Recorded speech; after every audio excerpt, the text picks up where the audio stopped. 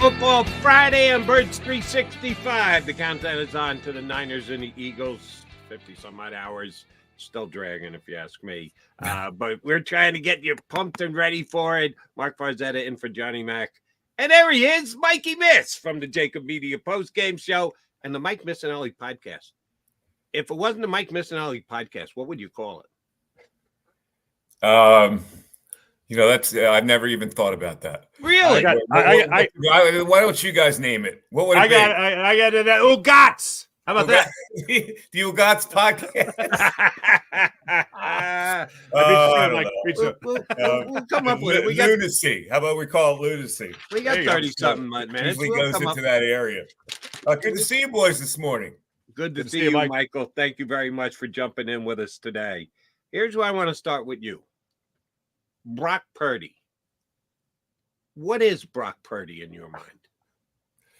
What Brock Purdy is that he leads the league in rating. All right. I don't know. Listen, they play very conservative. He doesn't throw the ball a lot. They have really a good balance, and he seems to be a quarterback who can manage a game and not make mistakes. But he's got really good talent that can make plays for him. So he doesn't scare me per se. But as a unit, they scare me a little bit. And here's the thing about this game, Jody. I look at it and I go, okay, they're a 3-point dog. It's astonishing to me. But it's either they're undervaluing the Eagles, which I think people have done all year. I don't understand it. They're 10-1. It's a team that refuses to lose. They're still undervalued. Or they're overvaluing the San Francisco revenge factor, because all this team has done since last year is whine about it and talk and be obsessed with beating the Eagles in this game. So I'm sure that has to play into it. But listen, am I going to take the Eagles lightly now? Because they're like, are they overmatched against? Of course not. They're a team that doesn't lose. They figure out a way to win every week, and they're not being valued for that. Mm-hmm. Yeah, Mike, on that note of figuring out a way to win every week, first off, do you agree this is their toughest opponent on the season? Okay. Now, and then next second will be their toughest opponent too, but this is their toughest opponent to date. Yes. Right. All right. So when it comes to this 49ers team, do you get the same sense then? It's another cliche. They find a way to win, but then it's also on the other side of it, you can't make mistakes like that against the upper echelon teams. And this 49ers team is pretty much as upper echelon as you could get without being the Eagles. Well, that's the Seth Joyner factor, Farsi. As you know, all year long, although he flopped last week on me, I wasn't prepared for it. He had some pom-poms.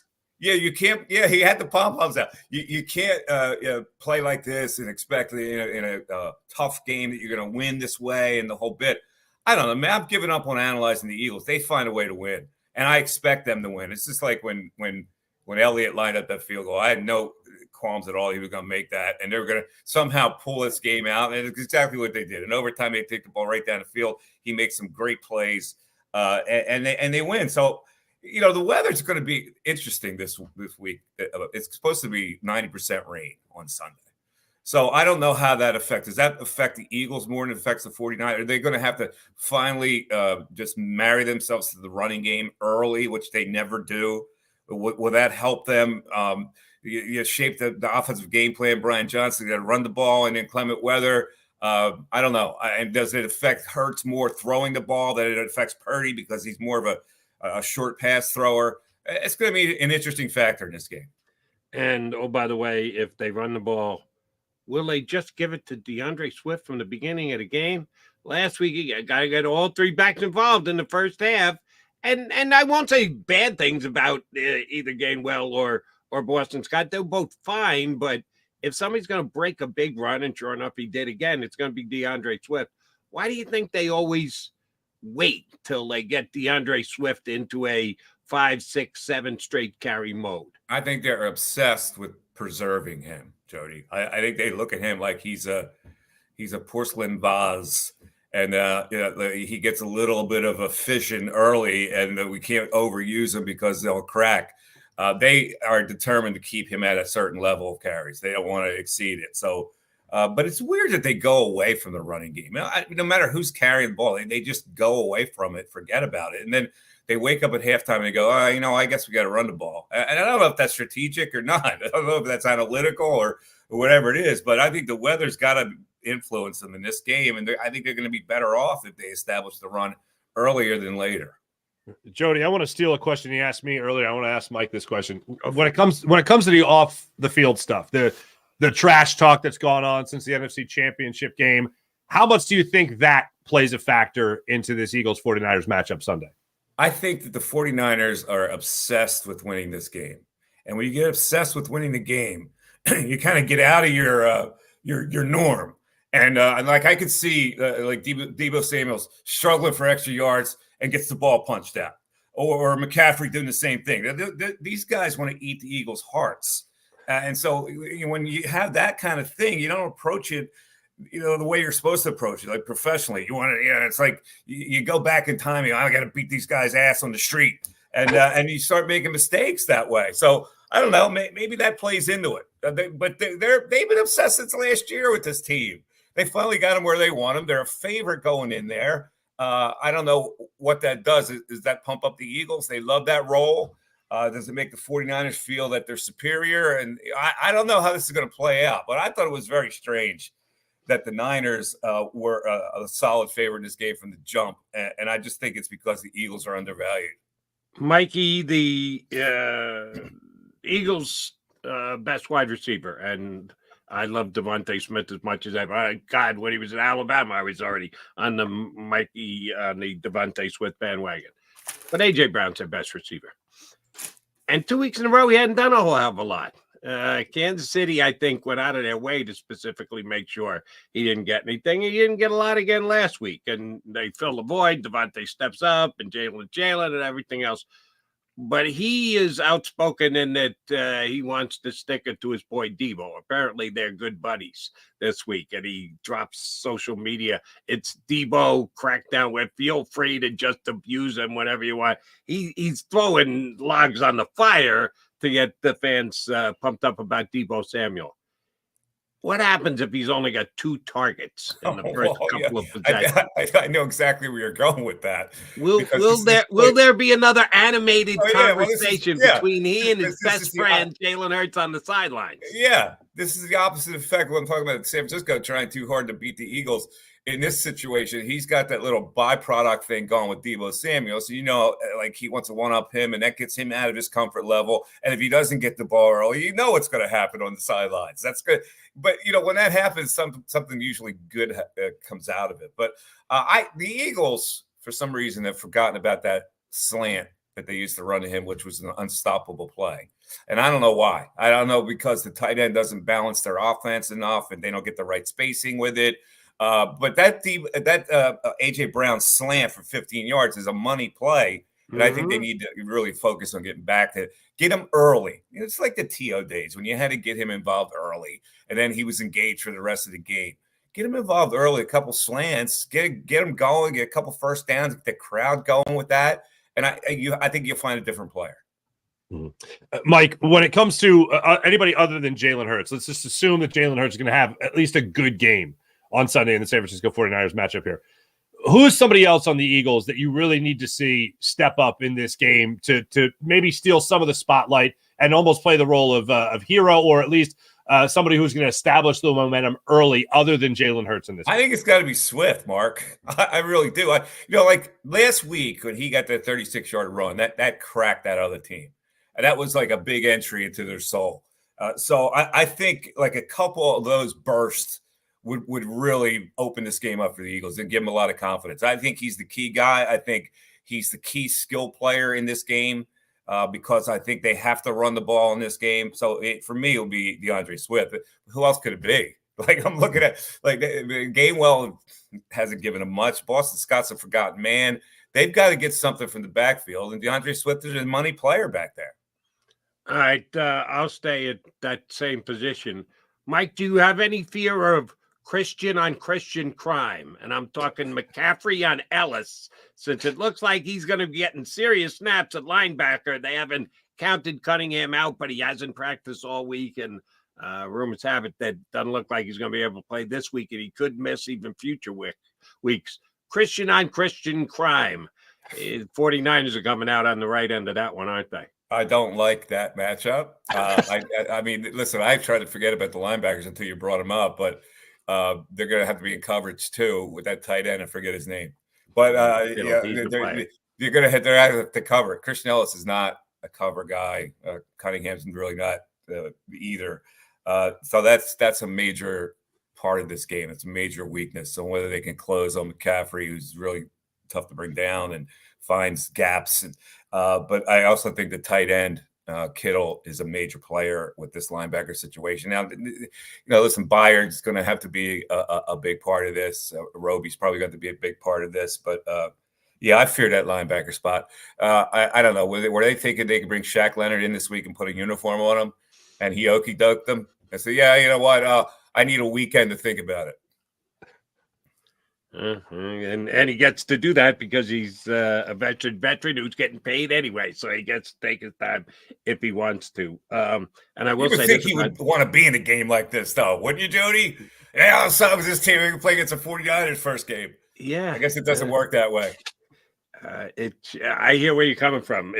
I would think so too, but he's already cast that die. And oh, by the way, I remember back to this past July when Christian Ellis was picking off both Marcus Mariota and Jalen Hurts in practice. Christian Ellis, shorts warrior. Unfortunately, it's going to be 35 degrees on Sunday, and they're going to have pads and he was a preseason star. Don't know. A lot of those guys, a lot of preseason stars. Ben Von Sumeren elevated from the practice squad. Let's party. Who knows? Maybe he makes a play. They usually when they've plugged a guy in, they haven't been destroyed. For some reason they get away with it. Yeah, except for in the slot with Eli Ricks and Sidney Brown trying to play cover corner. Yeah, that's not his bailiwick, at least not yet in his career. Various Ward also, we forgot about him. Will they play him straight up on AJ? I mean, he's a pretty good corner. Yeah, I don't know if he's going to travel or not. That's a legit question. All right, if it comes down to this, I'm still kind of torn about which way to go in this game. I think it's that close. I think it's that much of a toss-up. But one thing I'm positive of, if the game's on the line and Jake Elliott's going to make a kick, he's going to make it. Mike, I know you have a warm spot in your heart for kickers. I know how you feel about kickers. Is this the best kicker the Eagles have ever had? Listen, even I have to admit he's amazing. Kickers I always look at as they're a necessary evil. And the reason why I don't like them is not because I don't like them personally. I just have so much respect for the guys that bang each other on every play that the kicker kind of gets he skates, but he's clutch. And like I said, Mark could tell you, even in that kind of weather last week with the ground soppy, there was no question that he was going to make that. And he hit a line smash too, right through the elements. And I'm thinking, how's that not blocked? I mean, like the other team, I don't know. This guy is he makes kicks. He'll miss an occasional PAT, but he makes kicks. So if this is going to be a close game, they have a major weapon in their favor with this guy. Yeah. Jody, on that real quick, I just want to let everybody know, Mike Missinelli broke the news that Jake Elliott was going to make that kick. Like that's basically, Jody, how he was telling me. He's like, we're getting ready. We're getting our mics on and everything, our headsets on to do the post-game show. The game's on the TV there at Ocean Casino. And we're sitting around, and he just goes, he's going to make this. And he's like making a note already that he made it pretty much. And I'm like, I don't know, Mike. It's swampy. It's It's raining. He's like, he's going to make this. He's going to make this. Yeah, and I told the producer to go take a 10-minute run for a cup of coffee because it was going to be overtime. Going to overtime. I didn't have any qualms about it. I have a lot of confidence in that guy, and he's a clutch. People tell me he's a good athlete, so I'll defer. Like he's one of the kickers that you go, okay, he's a good athlete. Mike, I got a question for you here when it comes to aside from Jake Elliott, aside from the kicking game.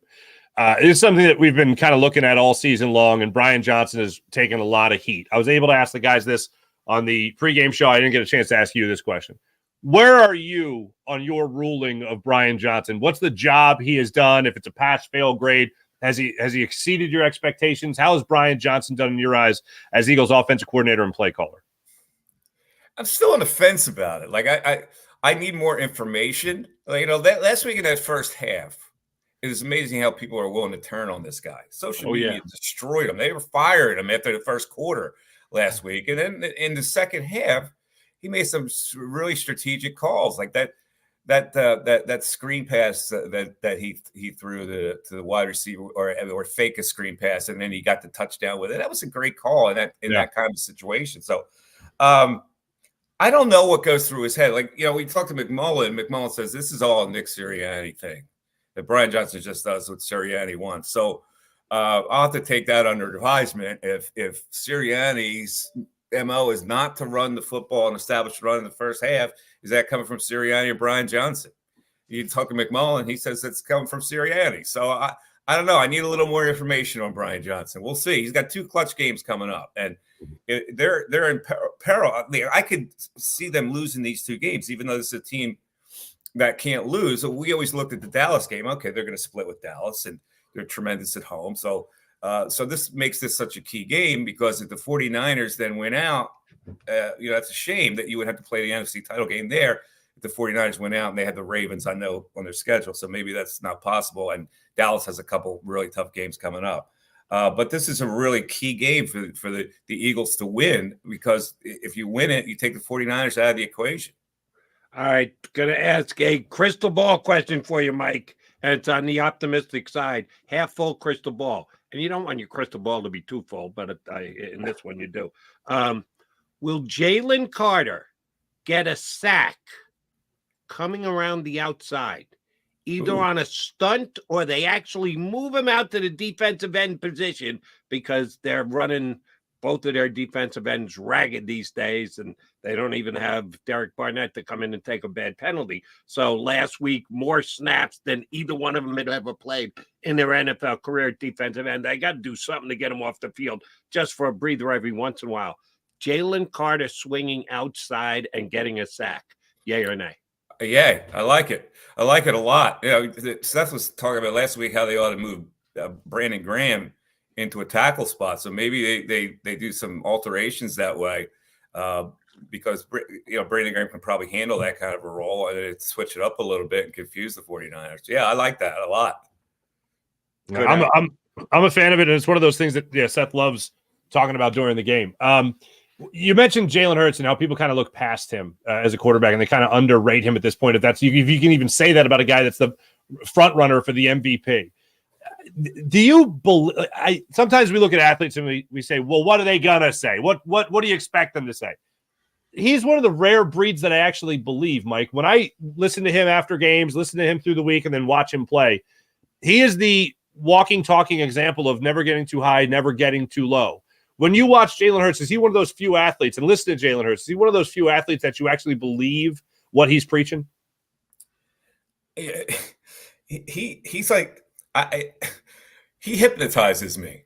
Like when he's talking, like I sort of rubber my eyes, like he's a hypnotist. He's got this weird little Zen thing going with him, and I think that really serves him well as a quarterback. I don't think I've ever seen a guy with that kind of demeanor.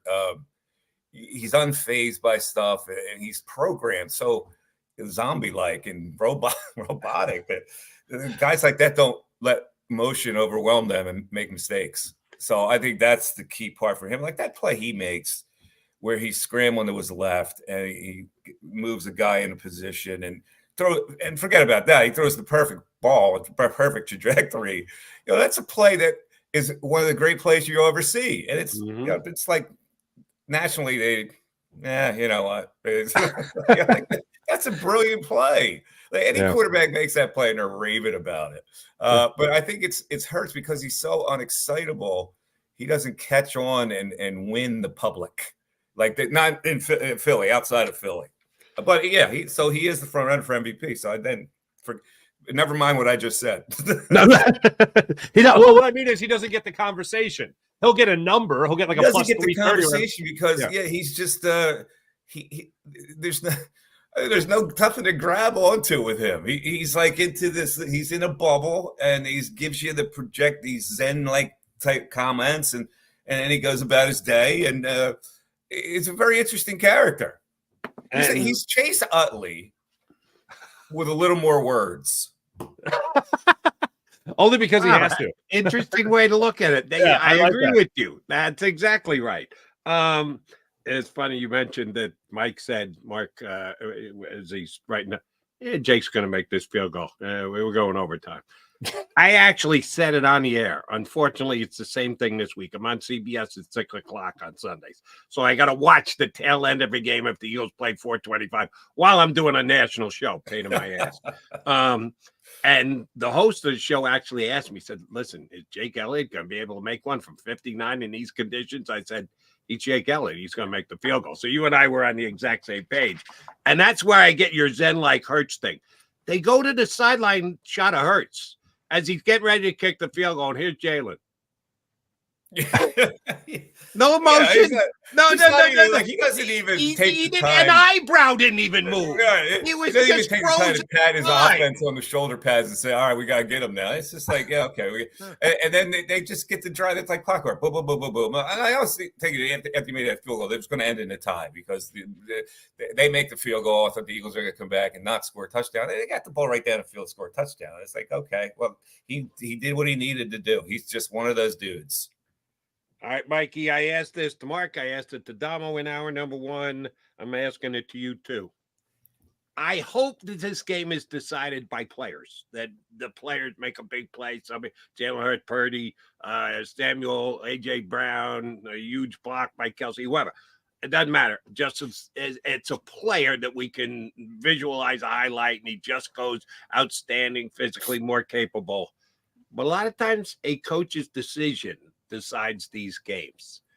If that's the case this week, before it starts, is there a coaching advantage? Staff versus staff, 49ers staff against the Eagles staff.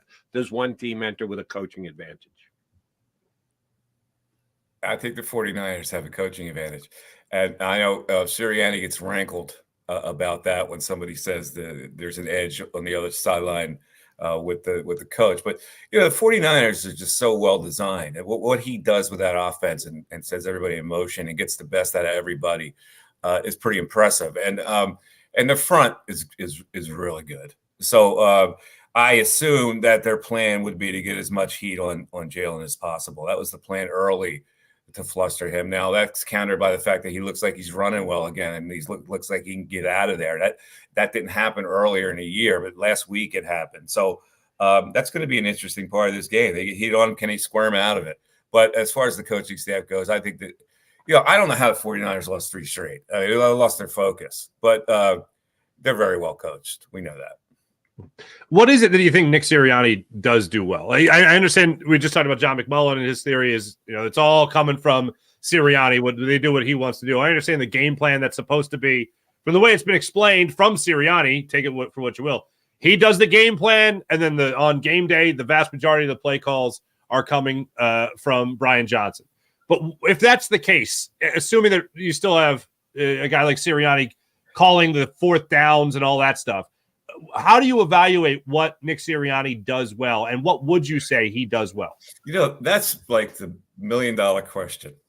And I don't think that people around nationally think that he does anything, but he must be doing something.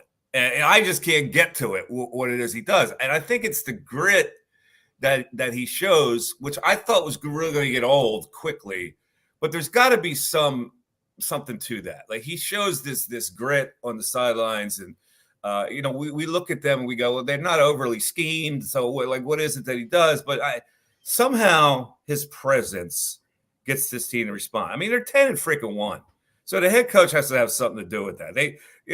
Any coach, baseball manager, coach, football, basketball, whatever, is stoic enough to get the best out of their players. That's what it is. And this guy does something to get the best out of his players. And I can't define it yet. I don't think anybody around the league knows what it is, because if you ask people, would they consider him one of the great coaches in the NFL? I don't think so.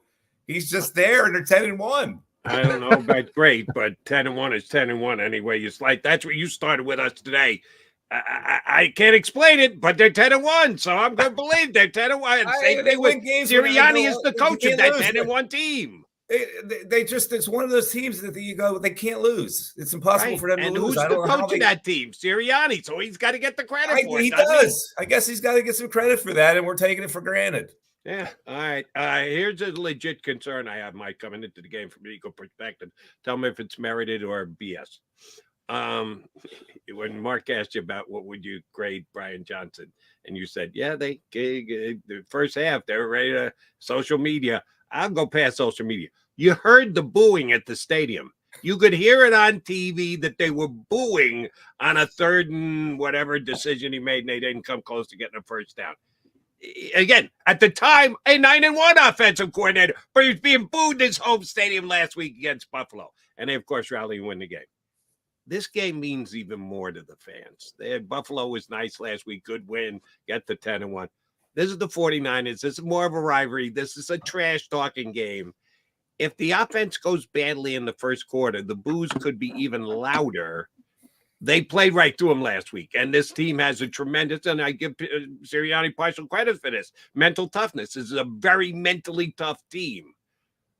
Could it, if it gets even louder and you fall behind a better team more than you did, could this get ugly on Sunday?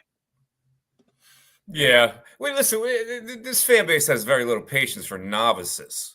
Like, he gets a shorter leash. Like, if he was a second, third year coordinator who had some success under his belt, then I think. But he comes off like a novice with bad plays. There are a lot of bad plays. They run that foolish tight end screen too many times, and they don't run the ball enough. And you know how this town is. Run the ball. It's like at a Flyers game. Shoot the puck. It's the same dynamic, right?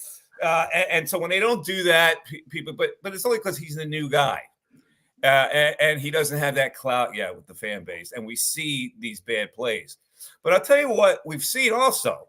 We see actually both coordinators adjust to the second half. They go into halftime and they do adjust. Decide probably more than Brian Johnson. But they do come out doing some different things.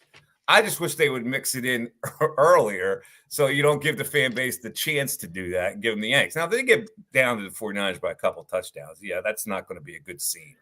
Yeah. Because they're the 49ers and they're not going to like give it up like other teams. Could get ugly. All right, Mikey Miss, we need you on the record. San Francisco versus Philadelphia on Sunday. What will the final score be? You know, the more I think about it, I was like the 49ers. It's a 49ers line. The Eagles, the revenge thing is big. But, you know, the more I think about it, there's just too much nonsense coming from the 49ers. And the Eagles are just sitting there going, okay. And that's interesting to me. So I'm going to reluctantly say the 49ers win this game because I think they're due to win this game. And they need it more than the Eagles do. They desperately need the game. So they're playing with a little more desperation. Now, the line, I don't know. I mean, this could be a 1-point game. So it's a precarious, you take the 49ers to cover, it might be a bad play. If you take the 49ers money line, it might be where to go. Okay. So 49ers, high scoring, middling, surprisingly better defenses. I guess I'm trying to reel you in on the under-over at 47.5. Jody, the over-under, I will never play another over-under because Why? I played the over on Penn State and Michigan State, and it was 42.5. And the score was 42 to nothing. Yeah. Now that's a jolt to the system. That kind So of, I go. You're off over unders. All right. I mean, they can't kick a field goal, Michigan State, for crying out loud. Jody Mack rubbing salt in the Missinelli wounds. I apologize. Mike, thank you very much for coming on. We will be watching on Sunday. Have fun hanging with the guys. You do a great job on Sundays. Check out the Mike Missinelli podcast, which I'm sorry, I was too into the 49ers Eagles. I didn't come up with another name. But by the next time we get Mike on again, we'll have an addendum. You're a writer. You have the title, and then you have the subtitle. I like Farsi's Ugats. I'll do better than Ugats the next time we get you. It's hard to do better than Ugats. It's hard. That's true. Mike, thanks very much. All right, guys. Take care. Missinelli Sunday here on Birds 360, not on Birds 365, but on the JAKIB Media post-game show. All right, Farzetta McDonald coming back. Missinelli says 49ers win, could be a point. He's not even going down the score route. Damo picked San Francisco. McMullen took the Eagles. We'll find out what Farzetta and McDonald think next here on Birds 365.